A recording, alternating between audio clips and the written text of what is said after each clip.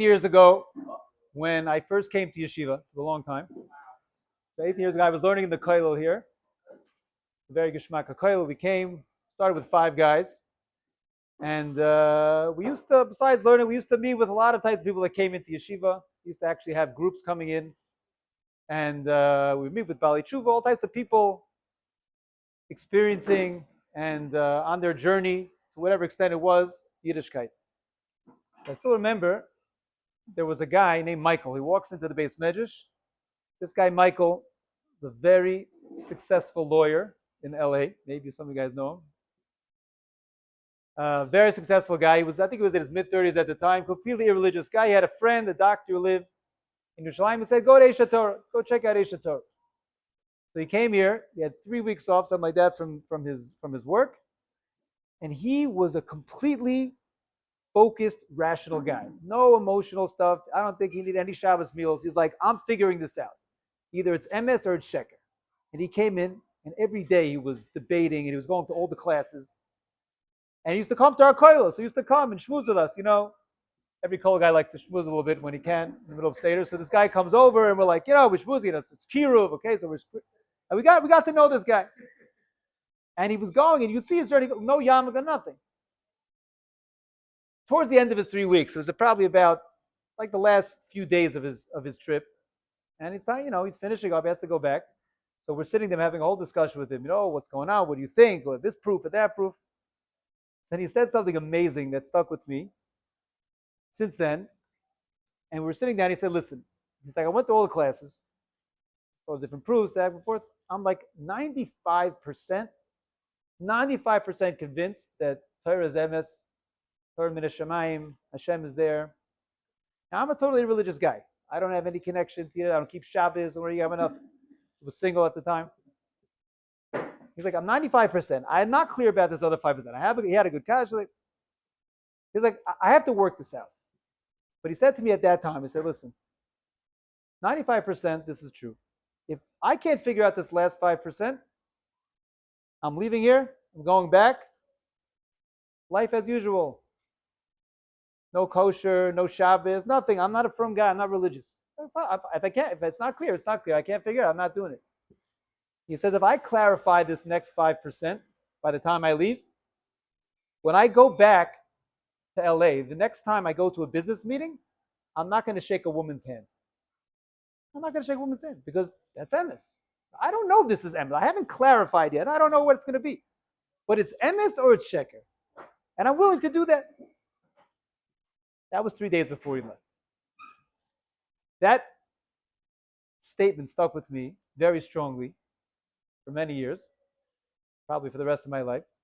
And it was such a power of a person to be so clear and to be so honest, to recognize I need to do what's right. And it doesn't matter what I've been living like up until now. And at the same time, he's ready to go back to it. It's not like, oh, he's sick of it. He was ready to go back to everything. And I know you guys are thinking, like, what's the end of the story? I'm a Litvak. I don't care what the end of the story is. It doesn't matter. It's not about what happened at the end of the story. Oh, it began this, then it became a big rebbe. It doesn't matter. He went off the derech and he's eating treif.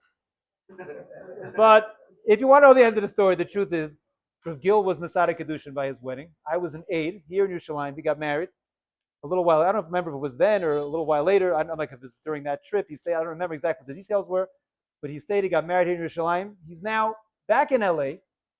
He's still a successful lawyer, making a lot of money, married with a beautiful family, sending his kids to the Cheder in LA. Anybody know? His name is Michael Koppel. I used to say the story without saying his name, but then somebody who knew him, he's like, "Could you tell me who you're talking about?" I'm like, "Oh." He's like, "Yeah, I know the guy." So then he went to ask him, and he said, "It's okay if I say this story." I haven't seen him at all. He used to come in and visit. But this was Michael Koppel. He came in, and there's, you know Michael?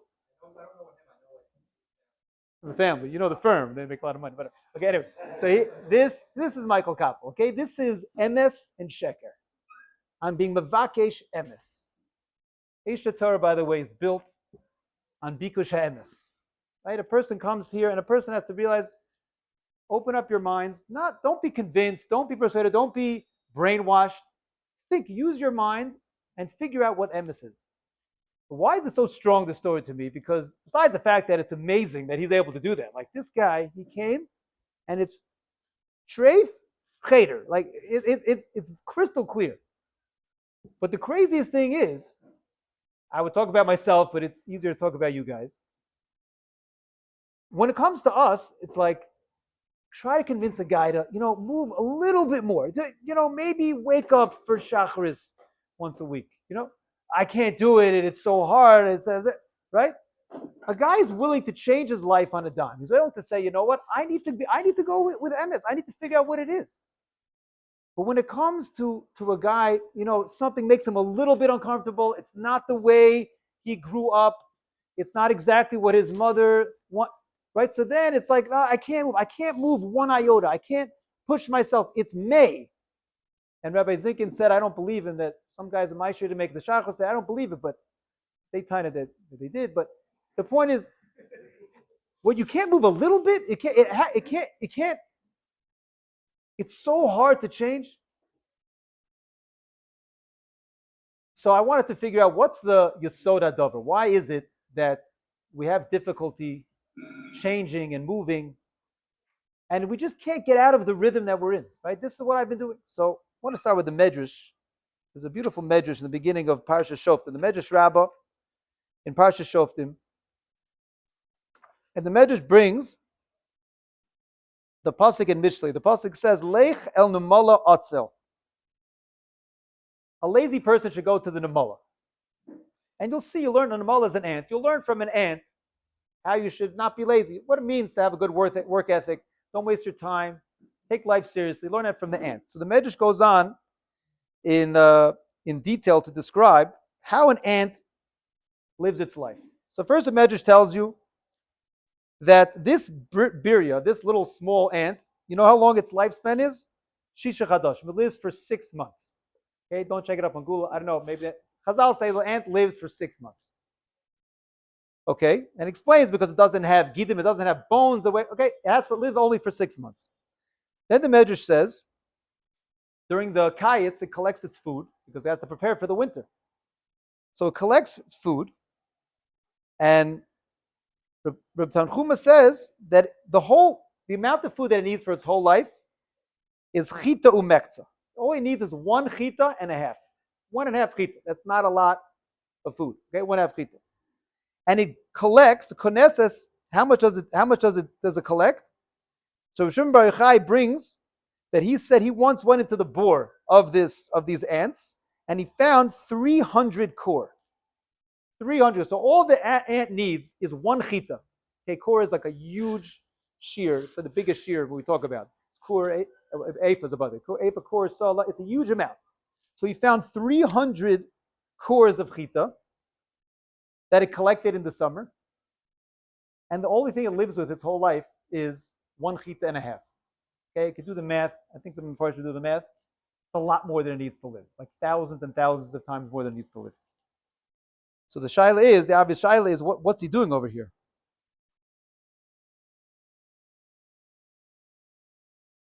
So the Medrash there goes on to explain different opinions, and the Medrash says, you know what? Maybe HaKadosh Baruch Hu, the Nmal says, maybe HaKadosh Baruch Hu will give me, be geyser for me more chayim. Maybe Hashem is going to give me more life. I live normally for 6 months. Maybe I'll live for longer. So I remember my Rebbe once bring this Medrash. He said, let's take this ant. Okay, obviously it's all Mishalim, right? But the idea, the ant is not really going through this cheshbon, but we're learning from the ant. Let's see this ant, right? This ant is sitting there. He's thinking, listen, my father lived for 6 months. My grandfather lived for 6 months. My Alta Zayda, everybody lived for 6 months. I'm going to be better. I'm going to live. How long are you going to live? 8 months. I'm going to live for 8 months. A year. You're going to live a year, right? Do the cheshbon. How much chita does he need? How much chita does he need to live for a year, right? He needs 3 chita, right? 3 chita is still way, way, way less. He's collecting thousands and thousands of times more than he needs. What's he doing? Is Tam a shaita? Okay, if it's a shaita, like why Chazal bring us a riot from the Namal of the shaita? We want to learn from a real Namal that has a good cheshbon. So he said, Kadosh Baruch Hu is going to give me chayim. So my Rebbe said the pshah is like this. What is the Namal saying? The Namal is saying, I live right now. I live in the reality of a Namala. I'm an ant. An ant can't live that long. Maximum, I live 8 months. I'm not living more than 6 months.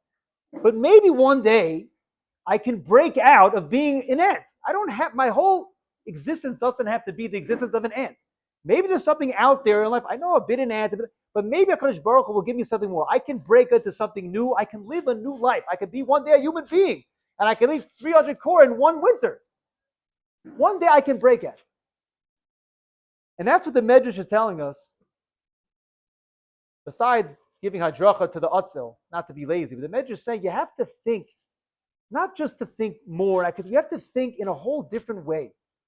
A person is created a certain way. There's a certain mitzvah, a certain reality. They raised a certain way. They went to a certain school. They have certain ideas that they have, right? So we're working within that reality. A person has the ability to be something much bigger than he thought. A whole different existence. There's a medrash I like to say over, not a medrash, a mashal I like to say over, of two guys. Two guys, they're working very hard. They need to take a break. So they go away from their work, from their wives. That's on the tape. And they go fishing, right? So they go fishing. They had some big fishes the other day. They go fishing, and they go to this big, fancy boat. They go deep out into the ocean. One guy's sitting there, and they're professional fishers. They know how to fish. They do a 3-day trip, and they're there. And the guy is catching these huge fish, and he's reeling them in. This other guy, he's also there. He gets a fish, a big fish. He throws it back in. Another geschmack, a big fish. He throws it back in. So Reuven's looking there at Shimon. Reuven is collecting all these fish. He has everything going. He looks at Shimon. He's like, "What are you doing? Why'd you come out here? You're catching all these fish. You're throwing it back in. Just take the fish. Let's go. We're fishing. It's geschmack." So Shimon says to him, "I hear, but I had this pan that I make I cook the fish in the pan. I have like a small pan. I can't put like a big fish in the pan." That was Shimon's answer. So now, what would a lamdan answer back to Shimon? So you could answer, okay, so get a knife, right? So cut it up, and then you put it into a small pan, do small at a time. That's one answer. Another answer could be, so why did you come to this? Why did you come here? Like, why did you go to the small river to get the small fish? Why did you come to the big fish area not to get the big fish? Right, but those are balabata sheterutzim, right? What's the best teretz you're going to tell the guy? You tell the guy, get yourself a bigger pan. You came out here, you spent all the money, you have this dinky little pan, and you're trying to shtup everything. You can't. I can only shtup so much into the pan. Everybody in life, but especially yeshiva guys, they come with a pan. Yeah, you guys are coming to yeshiva. You have your little pan. This is what I have, and this is what I'm doing, and I'm moving on. I'm in this yeshiva for the year. So, like, Rabbi, throw everything you can into the pan. How much can I put into the pan? It's a small pan. I'm here for a certain amount of time. They have to go on a break, and I have to go home 3 times to visit my sister for her bat mitzvah, her friend's bat mitzvah, and then I come and then I can't think of the shana bed, and here's my so make me somebody who's going to be stark, and I want to be a good Torah, and I'm going to come back to yeshiva one. Yeah, you could go through life like that. You could say, this is my pan. I came up with this. This is my pan that I have, and this is what I'm going to do. And I'm going to try to work. And you could try to cut it as much as you can and put it into the pan. Or you could say, it's time to get a big pan. It's time to make the pan a little bit bigger. Go to the store. You're already here. You're in the ocean.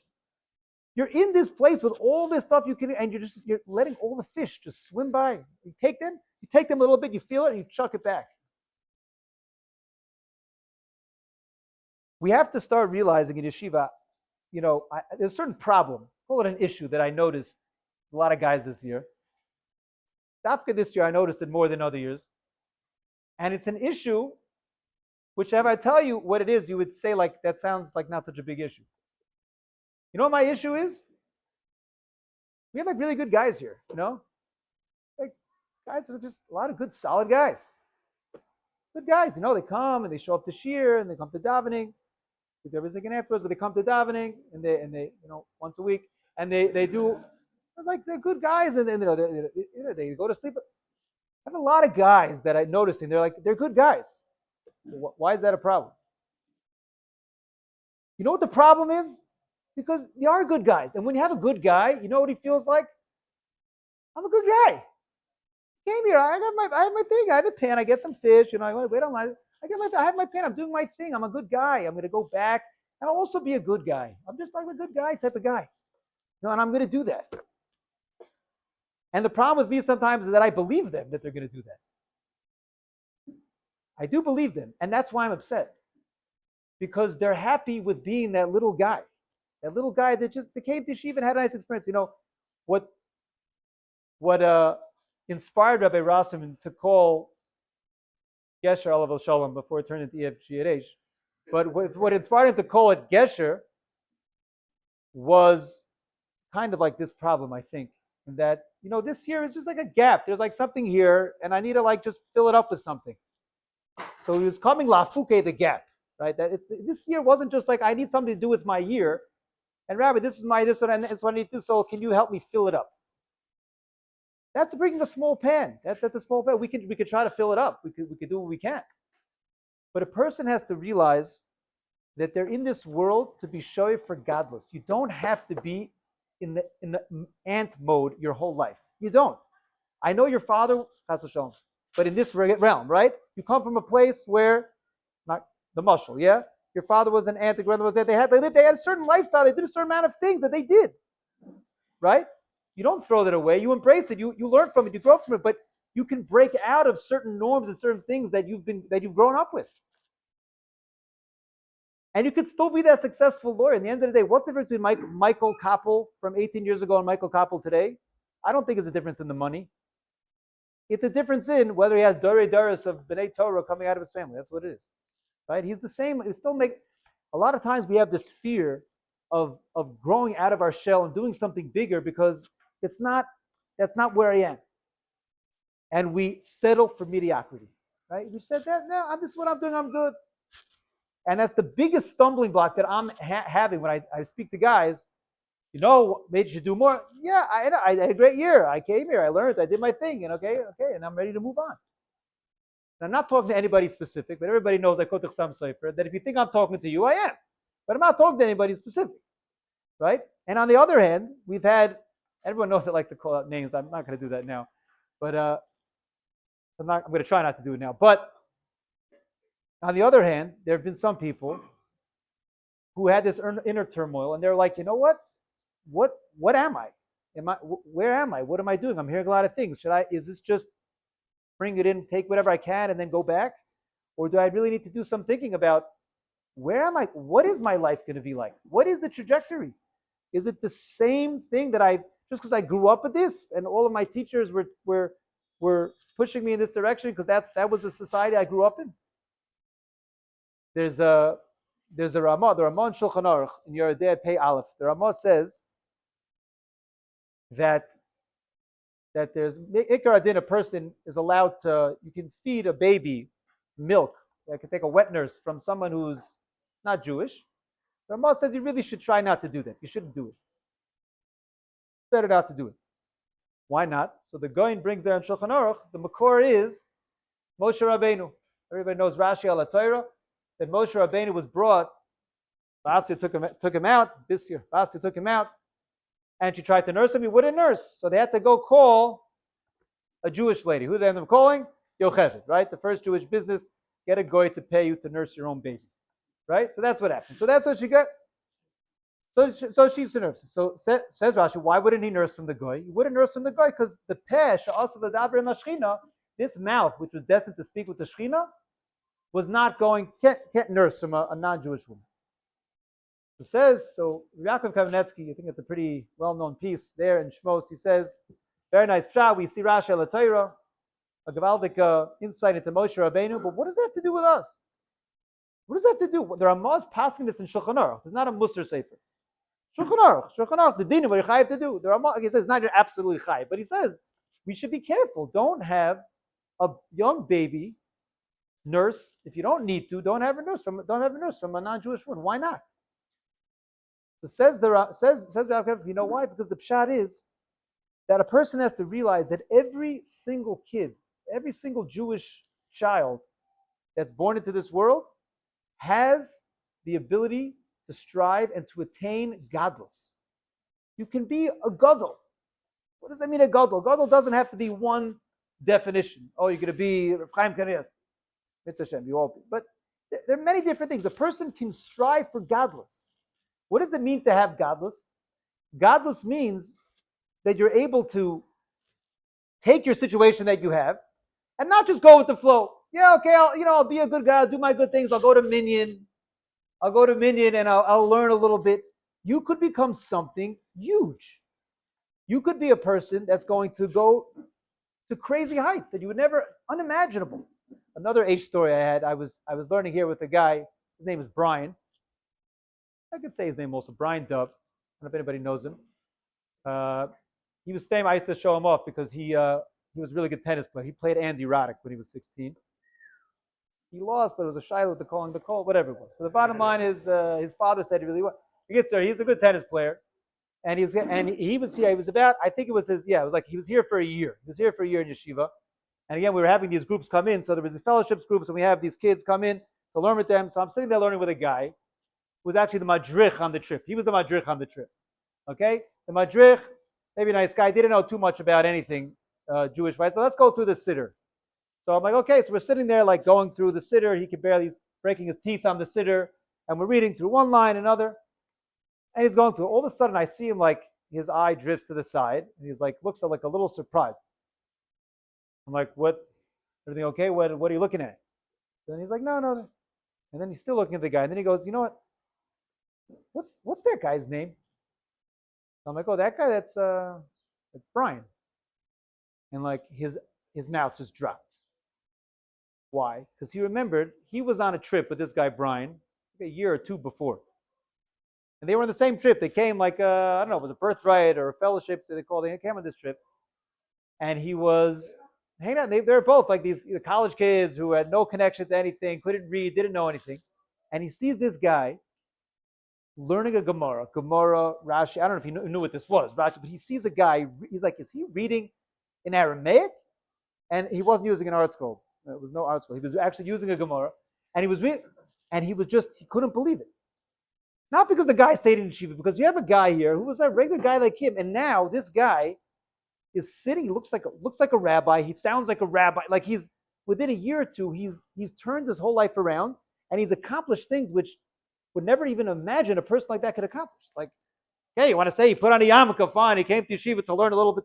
The guy's sitting there. He chapped. This guy is learning. The guy's learning be'iyun, and he's learning a Gemara like a yeshiva guy. He's like a regular yeshiva guy. So that's what we have when we're thinking about life. We think about yeshiva, our yeshiva experience. It has to be that we're not selling ourselves too short. Again, a lot of guys, everybody knows their struggles. It's important to get through your struggles. But even the things that you're not struggling in, I'm doing well, I'm chilling, I'm doing my thing, I'm okay. It's so hard for us to make one little move. Michael Koppel turned his whole life around on a dime. And you can't make one. Everything is so hard. I don't want this, what I'm used to. We're used to our old pants. We're not willing to do anything more. And if you ask ourselves honestly, right? So I say, well, why can't you stay a little bit more? Why can't you do things a little bit different? You know, this is the way it is. So I'll ask you, right? When it comes to money, and this is something the Chafetz Chaim talks about in his Sefer Torah Sabayis. A lot of the Sefer is revolving around the pasuk. If you look for Torah and mitzvahs like money, you're searching for it. You're asking for it, and you are looking for treasures. You're searching for, like you search for treasures. Then you'll understand what Yiras Hashem is all about. Chafetz Chaim has a lot of ways that we're supposed to learn the way we act in our spiritual life from the way we act in our regular life, right? So you ask a guy, you're okay, 70 grand a year, that's going to be your life. You'll have enough to live, whatever. Your wife will work a little bit, you'll get by. That's okay. Nobody says that's okay. No shaita will tell you that's okay. They'll tell you, I'm going to go to this school, so go to that. So then eventually I'm going to get to this job, and then I'm going to make it big. I'm going to make it really big. Yeah, but you don't need to. You'll be okay without that. You'll be okay. Yes, you'll work a little bit, you'll get by. No, when it comes to kesef, right? Then we're willing to. Chafetz Chaim describes a person is willing to take risks. He's willing to travel around the world. He's willing to take risks that think he might get hurt. He might lose money. He does all types of things because maybe I'll make it big. Maybe one day it'll be a business deal. I'll make it really big. right? And yet when it comes to Aruchnius, well, maybe you'll make it big one day. Maybe you'll become something tremendous. Maybe you'll be able to go back one day. You'll be giving shiurim in your community. You'll be a successful businessman that's also a ben Torah that's teaching. Yeah, but I'm okay. I'm okay being mediocre. It's all right. I'm okay. I got my thing. This is the way. This is my thing. This is what I'm doing. Yeshiva is about opening up our horizons, opening up our minds, and broadening our horizons to realize it's not okay to be okay. Not okay to be okay. Being okay is shvach. Being okay is in a certain way not living up to your potential. It's a little bit of a failure. Being okay. The same way you want to strive for greatness, for godless, in every other area of your life, a person has to realize you're in yeshiva not just to get through this and maybe learn a thing or two and maybe learn some dinim so that you can know when you get back home. You're here to buy yourself a bigger pan. Get a big pan, suck it in, soak it in, bring it in and make it real, make it big. Be sho'ef for godless. One of the biggest things we're trying to teach in yeshiva, besides the information, what you're learning in the shir, right? It's about having she'ifot. A person has to strive. He has to have a burning desire that I have to constantly be going up and up in my ruchnius. It's not enough for me to just be okay. And the truth is, there's no such thing. And this is really the last point, which is, halavai that those guys that want to be mediocre stay mediocre. Sometimes they do. There are people that they're okay. They go on and they cruise and they're doing their thing and they stay from and they have maybe they sleep through a Daf Yomi Shir once in a while and they go to Minyan. You have those type of guys. But the yesod of life, as we know, our spiritual life mirrors our physical life. In the physical world, there's no such thing as being standstill. Every person is always moving. Your heart is always beating. If there's no movement, there's no life. Life is founded on movement. In Yiddishkeit, it's like that also. And spiritually, and this the Chavetz Chaim talks about that also in the Teres Habayis, it's like a ladder, like Yaakov Avinu's ladder. A ladder is there for two purposes, up or down. You don't hang out on a ladder. Life is like this ladder. You're either going up or you're going down. So if you're planning on being mediocre, which means you're planning on just cruising and chilling, that's basically a decision to go down. Basically what that decision is. If you're planning to grow and to steig and to always to be pushing, so then you'll be going up that ladder in yeshiva and going up that ladder in life. So I'm mevakesh from everybody that they should get whatever they can out from yeshiva, but not just learn, not just take in new ideas. Be open to the fact that you've been walking around your whole life with a little bit of a misuyam pan. I'm not going to call it a small pan because maybe people have big pans already. But you've had a certain pan that you're walking around with. And we ask her, so why can't you maybe change your plans for next year? Well, this is what it is. I always did this. That's what I was always doing for the last 6 years. I was planning on getting into the school. I have to go there. Okay, so you just keep that pan going, right? Or you could buy a new pan. And it doesn't always have to be so crazy. You're not giving up everything in life. You could still be the successful lawyer that you want to be. But just be a successful lawyer who's steiging. What does steig mean in Yiddish? Steig is a step, right? When you're steiging, you're going up the steps. You're going up those steps. Whatever situation you find yourself in, and you're assessing any situation, not because, oh, this is what I can get through, because what is the best way for me to maximize the situation I'm in? So then you'll be a person who's sho'ef for godless. Have big she'ifas, think big. And if you think big, Mirz Hashem would be zoicha, to be a gadol, whatever, in any sense of the term, that every person can fulfill that obligation. And we should be zoicha. We should all see many gedolim coming out of Esha Torah that are only being sho'ef to be goydel, the goydel, mala umala.